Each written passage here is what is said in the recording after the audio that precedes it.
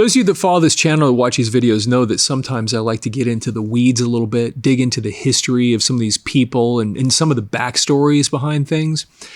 And there's a really, really interesting person that if you're interested in kind of rock history, classic rock history, there's a name you'll certainly be familiar with, and it's a guy named Bob Ezrin. Bob Ezrin was a really, really, was a really important producer for decades. And he helped put originally Alice Cooper on the map. I mean, he was the guy that worked with Alice Cooper early on and got that band to actually take off. And he worked with Peter Gabriel on his first solo album, Lou Reed on Berlin. He produced Pink Floyd's The Wall. I mean, this guy is a really, really important person. And you go on his Wikipedia page, you'll just see this laundry list of all the things he's done over the years. Me, being a Kiss fan, he played a pivotal role in the history of the band Kiss. Because if you follow them and you know anything about them, their first three records, Kiss, Hotter Than Hell, and Dress to Kill, just really did not do well. And then they put out the album Alive, trying to see if they could capture that live sound that they had. And then that's the thing that sold them, because that was what they always were, was a live band. So then they just took off, huge, super famous, and then they needed to make a follow-up album, and they were back to the studio. And what happened is they hired Bob Ezrin to come in, and Bob Ezrin, for all intents and purposes, saved them from themselves, because they were likely just going to go back into the studio and make the same mistakes they did on the first three albums and just not get a really good product as a result of it. And Bob Ezrin stepped in, and you should hear, I mean, if you follow Kiss, the stories of Bob Ezrin working with them in the studio and calling them campers, and he had a whistle around his neck. I mean, it's hysterical listening to this. But they produced the album Destroyer, which is really what helped Kiss actually ultimately succeed. And a lot of people look back at that and think that might have been the greatest thing that Kiss ever did, was what Bob Ezrin came in, and Bob pushed them and made them do things and reach things that they didn't think they could do. Well, anyway, so this is not a Kiss video. But I found this really interesting article about Bob Ezrin, little interview with him. And he talks, and this is actually a couple of years before he worked with Kiss. His main thing was still Alice Cooper at this point. And he talks about a little bit about his philosophy as a producer, and he even explains a little bit about what a producer does. Because I've had a lot of conversations with people over the years as we talk about music, because I'm into this and into this kind of thing so much. And they say, I hear producer, what is a producer? And he actually talks about that in this video, what his role is, or not video, in this article. And it's really interesting. So I'm just going to read this with you. It's not very long, but I think especially if you're the kind of person that kind of likes the stuff that I do, where you get a little bit in the weeds and you hear what some of these people think and the backstories and what have you. So this was from the Toronto Star, October 26, 1974.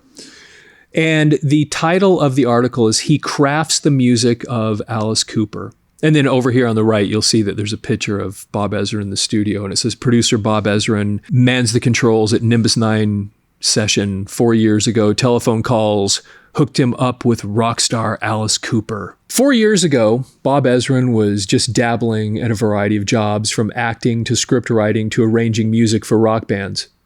Quote, "Then I started getting all these strange phone calls from somebody in New York who had this rock band and wanted someone to produce them," he recalls now. "I'd get a call almost every hour. So I flew down to watch them at Max's Kansas City club.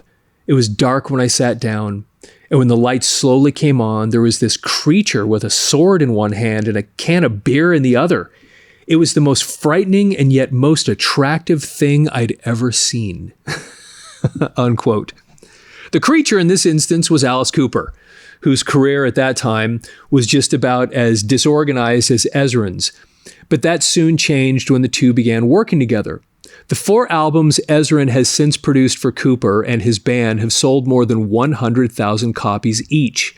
And as a result, Ezrin is now one of the most sought after record producers in rock. And then this is where he talks a little bit about the role of what a producer does. I love how he explains this here. The role of the producer in rock is ambiguous. Some, like Phil Spector in the early 60s, created their own distinctive style, which dominated the artists involved. Some, like George Martin during and after his work with the Beatles, fleshed out the musical ideas already there. Others, like Jimmy Guercio for the band Chicago, have a style that's indistinguishable from the artists they produce. And then there's a subhead that says the least cost. And then he goes on and he says, the rock producer is not just like a movie producer in the Hollywood sense, says Ezrin. He's more like the producer-director. He must understand the art involved as well as the business. A good rock producer is someone who gets an artist in and out of a record studio as quickly as possible with the least cost. He must filter the artist's material, process it, and make it commercially viable. And then he continues with the quote. Now, I'm not a cynic about this process. I'm a realist. Producing rock is not an art form. It's a craft. If it was truly artistic, it wouldn't have to be so mechanically processed through record companies. You see, if I'm really good at anything, it's in understanding the business of rock. Unquote. All right, it's so interesting listening to him talk about that. Continuing with the article. Ezrin produced Cooper's album for Nimbus 9 Productions, the Toronto-based firm that also produced the Guess Who.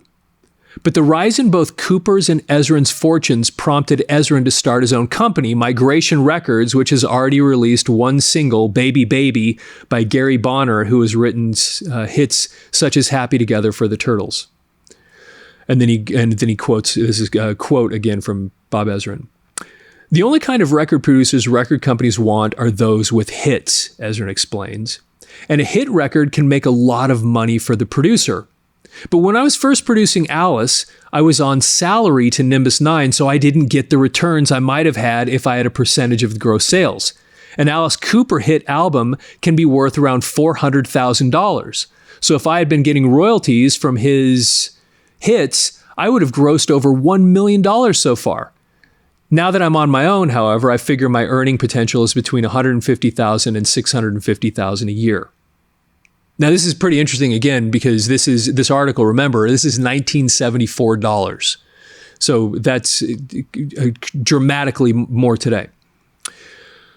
All right, which is not too bad. Then the quote is over. Now we're going back into the article, which is not too bad for someone who, now 25, had little record producing experience before Alice Cooper, who dropped out of U of T's Scarborough College to work on the college's TV station and who claims to have been, quote, kicked out of some of the best high schools in Toronto, unquote. And then the next subhead, Heavy Sounds. In Nimbus 9's downtown Toronto studio, where he's currently working on Alice Cooper's first solo album, he's focused and concentrated, inspecting each sound as much as listening to it. Quote, he's a very aggressive, forceful producer, explains Jack Richardson, head of Nimbus 9 and Ezrin's former boss. He likes heavy-sounding bands, although in some of his more recent stuff, he's becoming more commercial, unquote. Ezrin's aggressiveness has paid off, though. Recently, groups such as Black Oak, Arkansas, Procol Harum, the reconstituted Iron Butterfly, and Blood, Sweat, and Tears with David Clayton Thomas back in the fold again have approached him to produce their records. Then he quotes, I could, if I wanted to, produce 15 or 16 records a year, he says, but I've done all the running around I want to do. There's literally no band in the world I particularly want to produce if I can't spend much of my time at home with wife Arlene and sons David 7.5 and Joshua 3. I was born in Toronto, where have lived all my life here, and I want to stay here. And he continues with the quote, I admit the offers are tempting at times. There's a dearth of good professional producers, but long ago a friend told me that I was smart enough never to have to worry about money, so I don't. We've been broke and fairly wealthy, so I feel I can do what I want to do. I like working with Alice because he's a total professional, although I won't work with his band anymore because they aren't totally professional. You see, I think I'm very good at what I do, so I should do only my very best. And this, when you listen to that right there, and I'm going to just jump back to Kiss for a second, it kind of puts in perspective why he treated Kiss the way he did. You know, he'd been working with Alice Cooper. He'd had all this success with Alice and other little projects. That when he walked into the studio with them, he basically said, "Look, guys, you can go back to doing the stuff you were doing before that live album, and fail like you did back then, or we can move forward." And he was, you know, he walks into the studio where Kiss was, and they are now rock stars because they have this big selling live album. And he kind of broke them back down and says, "Look, you guys need to take this seriously, and this is going to be a professional." And when you look at what they did, you don't have to like Kiss at all, but that album, Destroyer, is a singularly unique album in their library. It was a special moment in time where he forced them to act like professionals, at least as much as he could. And he pushed them and made them try things they hadn't tried. As a matter of fact, that's the album that Beth is on. And Ezrin actually helped bring that song to life because it was, if you don't know, that's an old song that Peter Criss had done in a previous band. And he took it and he built it into this really beautiful song. And it was just totally different than what Kiss had ever done before. It ended up being, I think, maybe even to date still, I don't know, I Was Made for Loving You might have outdone it, but it became one of their biggest hits they ever had. And it was because when you look at what a producer does, they're really the guy that can walk in there and make or break an album. And Bob Ezrin is now, I mean, he's worked with so many people over the years, but he's a legend. And he's, like he said, he's really good at what he does. And anyway, I thought there was just some really interesting messages in there that you would enjoy, especially if you're like me and you like kind of the getting in the weeds and hearing about some of this stuff. Hey, please follow the channel, like the video. Please leave your comments if you remember this stuff. If you remember those early days with Alice Cooper too, and what you remember about that stuff, even if you saw Alice Cooper in concert, especially during that time that he's talking about, those really, really early days. I'd love to hear about it. And share this with your friends, of course. And with that, have yourself a fantastic day.